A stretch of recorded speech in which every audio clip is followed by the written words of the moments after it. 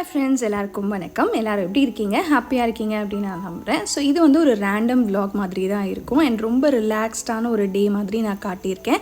கண்டிப்பாக இந்த வீடியோ உங்களுக்கு பிடிக்கும் அப்படின்னு நினைக்கிறேன். பிடிச்சிருந்தா மறக்காமல் சப்ஸ்கிரைப் பண்ணிவிட்டு உங்களோட வேல்யூபிளான கமெண்ட்ஸை வந்து கமெண்ட் செக்ஷனில் கொடுங்க. ஸோ இது வந்து ஒரு ஈவினிங் டு மார்னிங் ரொட்டீன் மாதிரி எடுத்திருந்தேன் அண்ட் இந்த வீக்கெண்ட் நடந்த சில விஷயங்களையும் இதில் வந்து ஆட் பண்ணியிருக்கேன். கண்டிப்பாக உங்களுக்கு பிடிக்கும்னு நினைக்கிறேன். ஸோ வந்து இந்த வாரம் நிறைய லீவ் இருந்தது, யுகாதிக்கு, ரம்ஜானுக்கு அப்படின்றதுனால ஆஃபீஸஸ் வந்து க்ளோஸ்டாக இருந்ததே தவிர மற்றபடி ஆஃபீஸ்க்கு மாத்திரம் தான் நம்ம போக வேண்டாம், பட் வீட்டிலேருந்து ஒர்க் பண்ணணும். வீட்டிலேருந்து ஒர்க் பண்ணுறதே இப்போலாம் வந்து ஒர்க் ஃப்ரம் ஹோமே வந்துட்டு ஒரு வீக்கெண்ட் மாதிரி ஆகிடுச்சு. ஏன்னா ஆஃபீஸ்க்கு டெய்லி போயிட்டு அவசரமாக கிளம்புறது இல்லாமல் பொறுமையாக நிதானமாக கிளம்புற மாதிரி தான் இருந்தது. அன்றைக்கும் அப்படி தான் என்னோடய ஆஃபீஸ் வேலையை கொஞ்சம் கடகடன்னு முடிச்சிட்டேன். மத்தியானமே கொஞ்சம் வேலையெல்லாம் முடிச்சுட்டு அதுக்கப்புறம் ஈவினிங் வந்து ஒரு 1 hour வந்து பிரேக் எடுத்துக்கிட்டேன். காலையில் வந்து துணியெல்லாம் துவைச்சி போட்டிருந்தேன். ஸோ அதெல்லாம் எடுத்துகிட்டு வந்து மடிக்கணும், அதெல்லாம் எடுத்துகிட்டு இருந்தேன். அண்ட் இங்கே வந்து பாசி பயிரும் வந்து ஆரஞ்சு தொலியும் ஒரு வாரமாகவே காய வச்சுக்கிட்டு இருக்கேன். இதில் வந்து ஒரு ஃபேஸ் பவுடர் இன்னும் ஒரு 2 இன்க்ரீடியன்ட்ஸ் சேர்த்து வந்து நான் அரைப்பேன். முன்னாடி அம்மா வந்து அதை அரைச்சி கொடுத்துட்ருந்தாங்க. இப்போ வந்துட்டு ரொம்ப வருஷமாகவே அதை விட்டாச்சு, அதை போடுறதே இல்லை. சரி, திருப்பியும் அந்த ரொட்டீன் ஸ்டார்ட் பண்ணலாம் அப்படின்னு சொல்லி இது 2த்தையும் வந்து காய வச்சுட்ருக்கேன். இது கூட 2 ஐட்டம் சேர்த்து அரைப்பேன். இதே பவுடரை வந்து ரீசெண்டாக நான் வந்து ஒரு யூடியூப் சேனல்லையும் பார்த்துருந்தேன். அவங்களும் இது வந்து ட்ரை பண்ணியிருக்கேன் அப்படின்னு சொல்லியிருந்தாங்க. இது நல்ல ரிசல்ட் ஆக்சுவலாக எனக்குமே கொடுத்துருக்கு. சரி, அந்த வீடியோவை பார்த்தப்பறமா எனக்குமே தோணுச்சு நம்மளும் இது திருப்பி ஸ்டார்ட் பண்ணலாம் அப்படின்னு சொல்லி அதனால தான் இந்த ஐட்டம் வந்து காய வச்சுட்ருக்கேன். இதோட பவுடர் வந்து நான் அரைக்கும் போது டீட்டெயில்டாக ஒரு வீடியோவில் வந்து ஷேர் பண்ணிக்கிறேன். மேகிக்கும் மைலோக்கும் வந்துட்டு தலையில் வந்து இந்த பேண்டெல்லாம் போட்டு விட்டுருந்தேன். அவங்களுக்கும் வந்து அந்த முடியெல்லாம் பயங்கரமாக இருக்கிறதுனால முக்கால்வாசி ஃபேனில் தான் இருப்பாங்க. ஏசி வந்து அவ்வளோவா பழக்கலை. நாங்கள் ஏசியில் வந்து நாங்கள் எப்போ போடுறோமோ அப்போ இருப்பாங்க. யூஸ்வலாகவே இந்த டாக் வந்து ஏசிலலாம் இருக்கும் அப்படின்னு சொல்லுவாங்க. ஆனால் ஒரு ஃபேன் போட்டாலே இவன் இருந்துப்பாங்க 2 பேருமே. ஆனால் முடியெல்லாம் கண்ணில் காதலெல்லாம் அப்படியே இருக்கிறதுனால ரொம்ப ஸ்வெட் ஆகும் போல் அவங்களுக்கு.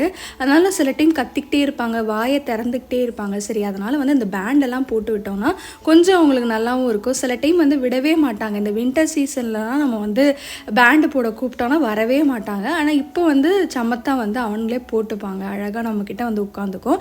நாங்கள் அன்றைக்கி வெள்ளரிக்காய் சாப்பிட்டுட்டு இருந்தோம்னு சொல்லி அவங்களுக்கும் வந்து கொஞ்சம் கட் பண்ணி கொடுத்துட்ருந்தோம்.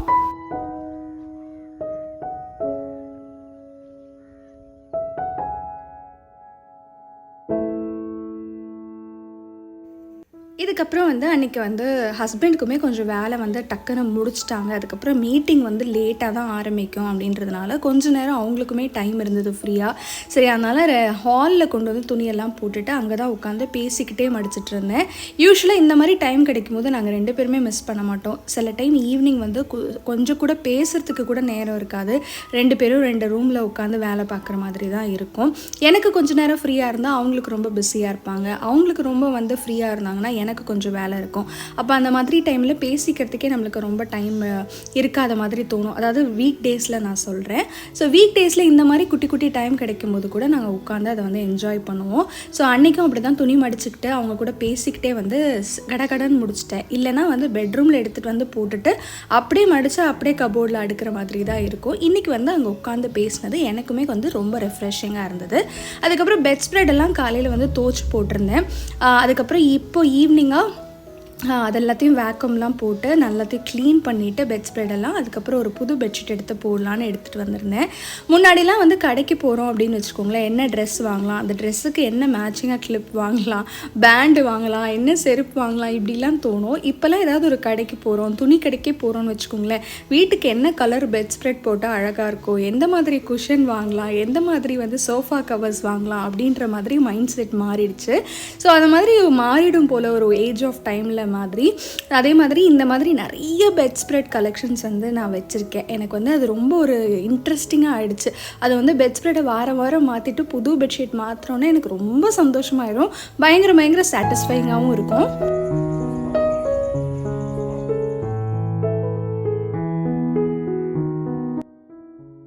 இப்போ எல்லாத்தையும் டஸ்ட் பண்ணியாச்சு. அப்புறம் துணியெல்லாம் மடித்து வைக்கிறதெல்லாம் மடித்து வச்சுட்டேன். ஓரளவுக்கு சோஃபாவெல்லாம் க்ளீன் பண்ணி ஒதுக்கிட்டேன். இதுக்கப்புறம் மொத்தமாக வந்து கீழே டஸ்ட்டு படிஞ்சிருக்கும். சரி பெருக்கிடலாம் அப்படின்னு சொல்லி தான் வந்திருந்தேன். நம்ம ஈவினிங் ஆனால் வந்து மெயின் டோரையும் பால்கனி டோரையும் வந்து திறந்து வச்சிட்டோம் அப்படின்னா காற்று நல்லா வரும். ஆனால் ஒரு 2-3 நாளாகவே வந்து ரொம்ப வெயில் இருக்குது அப்படின்றதுனால காற்றுமே பெருசாக வர்றதில்ல. அதனால் வந்து ஃபேனை போட்டே உட்காந்துக்கிறோம். முன்னாடிலாம் வந்து ஃபேன் கூட தேவையே படாது. நாங்கள் வெறுமையாக வந்து பால்கனி டோரையும் மெயின் டோரையும் திறந்தாலே போதும், நல்ல காற்று இருக்கும். ஸோ அந்த வந்து பெருக்கிறதுக்கு முன்னாடி வந்து டீ வச்சுட்டு பெருக்க வந்தேன். பெருக்கி முடிச்சுட்டு டீயும் கொதிச்சிருச்சு. ஸோ டீயை போட்டு எடுத்துகிட்டு வந்து 2 பேரும் பால்கனியில் நின்று வந்து ஜாலியாக என்ஜாய் பண்ணிகிட்டு இருந்தோம். அன்றைக்கி வந்து யூஸ்வலாக ஒரு 6 மணிக்கு கூட நாங்கள் சில டைம் வேலை இருந்துச்சு அப்படின்னா டீ குடிப்போம். சில டைம் 6:45 கூட குடிப்போம். ஆனால் அன்றைக்கி வந்து ஆஸ் யூஷுவல் ஒரு 4:30 அந்த டைமில் வந்து டீயெல்லாம் குடித்தாச்சு. டீ வந்து நம்ம சீக்கிரமாக குடித்தாலுமே எனக்கு என்னமோ டின்னருக்கு ரொம்ப டைம் எடுக்குது, பொறுமையாக செய்யலாம் அப்படின்ற மாதிரியே தோணும். அப்படி தான் அன்றைக்கும் இருந்துச்சு. மேகி மை லவ்வையும் பால்கனியில் வச்சுட்டு கொஞ்சம் நேரம் விளையாடிட்டு இருந்தேன். ஹஸ்பண்டுக்கு அன்றைக்கி வேலை கொஞ்சம் குறைவாக தான் இருந்தது அப்படின்றதுனால அவங்களுமே மேகி மைல கூட விளையாடிட்டு இருந்தாங்க. அவன் வந்து நம்ம விளையாட உட்காந்துட்டோம் அப்படின்னா அழகாக மேகி வந்து அந்த பால் எடுத்துகிட்டு வந்து நம்மக்கிட்ட கொடுக்கும்.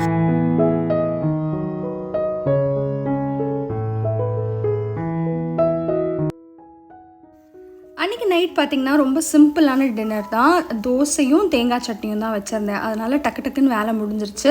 முடிச்சதுக்கப்புறமா கவுண்டர் டாப் எல்லாத்தையும் க்ளீன் பண்ணிவிட்டு அதுக்கப்புறம் பாத்திரம் எல்லாமும் வந்து ஹஸ்பண்ட் ஹெல்ப் பண்ணாங்க. அவங்க தேக்க நான் வந்து கழுவி அந்த வெசல் ட்ரைனரில் போட்டுட்டேன்.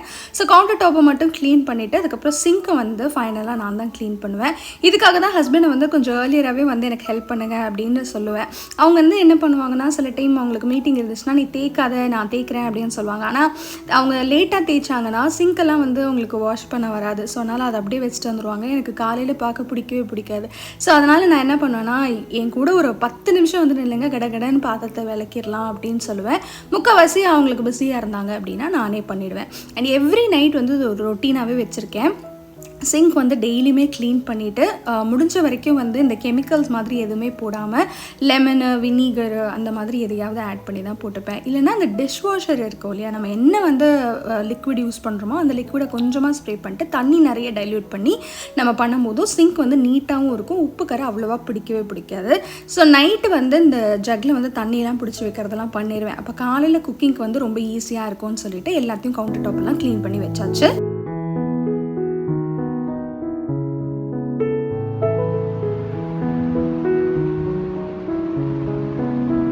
இது அடுத்த நாள் காலையில் எடுத்தது. இன்றைக்கி வந்து எனக்கு லீவ் அப்படின்றதுனால கொஞ்சம் லேட்டாக தான் இருந்தேன். ஒரு 6 o'clock 6:15க்கு மேலேயே ஆகிடுச்சு.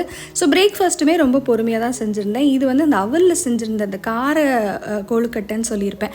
அதுதான் அன்றைக்கும் வேணும்னு சொன்னாங்க. அதனால் காலையில் டிஃபனுக்கே அதான் செஞ்சுருந்தேன். ஆனால் அன்றைக்கி வந்து ஒரு ஹேர் கட் பண்ணலாம் அப்படின்னு ரொம்ப வருஷத்துக்கு அப்புறமா பார்லருக்கு போயிருந்தேன்.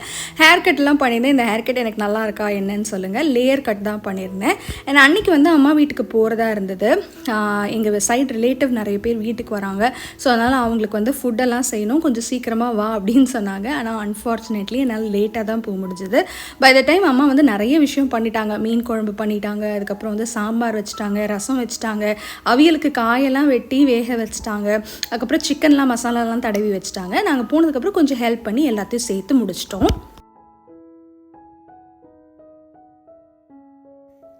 அண்ட் அங்கே முடிச்சுட்டு அதுக்கப்புறம் வீட்டுக்கு வந்ததுக்கப்புறம் பார்த்திங்கன்னா இங்கே நம்ம அப்பார்ட்மெண்ட்டில் யுகாதிக்கு, ரம்ஜானுக்கு, அப்புறம் தமிழ் நியூ இயர்ஸ் எல்லா டேவும் சேர்த்து ஒரு ஃபங்க்ஷனாக செலிப்ரேட் பண்ணியிருந்தாங்க. நிறைய குட்டீஸ் வந்து டான்ஸ் பர்ஃபார்மன்ஸ், அப்புறம் பாட்டு, கவிதை, அந்த மாதிரி நிறைய பேர் நிறைய விஷயம் சொல்லியிருந்தாங்க. ரொம்ப நல்லா இருந்தது. அண்ட் ஒரு எல்லாருமே சேர்ந்து கொண்டாடுற ஒரு ஃபெஸ்டிவல் டைம் மாதிரி இருந்தது. ரொம்ப ஜாலியாக இருந்தது. போயிட்டு வந்து ஒரு லேட் நைட் ஒரு 9 o'clock மாதிரியே அங்கே தான் இருந்தோம். அதுக்கப்புறம் வந்து வீட்டில் நம்ம சமைச்சதே நிறைய மீதி இருந்தது. ஸோ அதையே வந்து நைட்டு டின்னர் சாப்பிட்டு முடிச்சாச்சு. சாப்பிட்டுலாம் முடிச்சதுக்கப்புறமா எல்லாருக்குமே செம்ம டயர்ட் அன்னைக்கு. ஆனால் இந்த கவுண்டர் டாப் க்ளீன் பண்ணலான்னு வந்த டைமில் பார்த்தோன்னா எனக்கு ஸ்டவ்வில் வந்து நிறைய அழுக்கு இருந்த மாதிரி இருந்தது.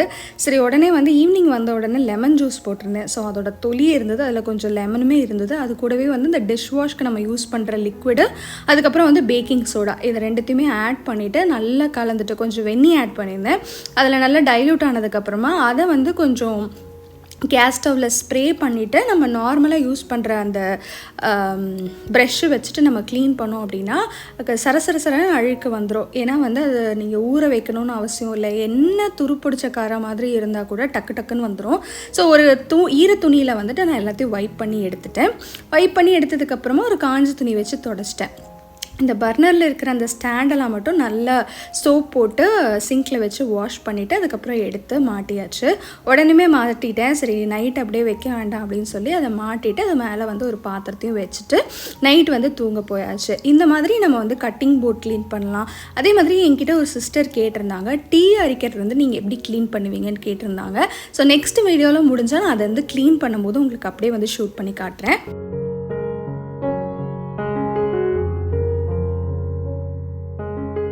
அதுக்கு அடுத்த நாள் பார்த்தீங்கன்னா எங்கள் அப்பாவோட ரொம்ப ரொம்ப க்ளோஸ் ஃப்ரெண்ட், அப்பாவோட ஃப்ரெண்டுன்னு சொல்கிறதோட ஒரு ஃபேமிலி ஃப்ரெண்ட், ரொம்ப வருஷமாகவே அவங்க எங்களுக்கு ரொம்ப ரொம்ப ஃப்ரெண்டு. ஸோ அவங்களும் டாக்டர், அவங்க ஒய்ஃப் டாக்டர், அதுக்கப்புறம் பசங்களுமே இப்போ டாக்டர். ஸோ ஃபஸ்ட்டு பையனுக்கு வந்து அன்றைக்கி கல்யாணம் வச்சுருந்தாங்க. ஸோ அடுத்த நாள் கல்யாணம், ஆனால் அதுக்கு முந்தின நாள் ரிசப்ஷனு. ஸோ மெனுவுமே ரொம்ப நல்லா இருந்தது. நல்லா சாப்பிட்டுட்டு என்ஜாய் பண்ணிவிட்டு அன்றைக்கி வீட்டுக்கு வந்தாச்சு. ஸோ இந்த வீடியோ உங்களுக்கு கண்டிப்பாக பிடிச்சிருக்கும் அப்படின்னு நினைக்கிறேன். பிடிச்சிருந்தா மறக்காமல் சப்ஸ்கிரைப் பண்ணிக்கோங்க. And see you all in another vlog. Take care and bye.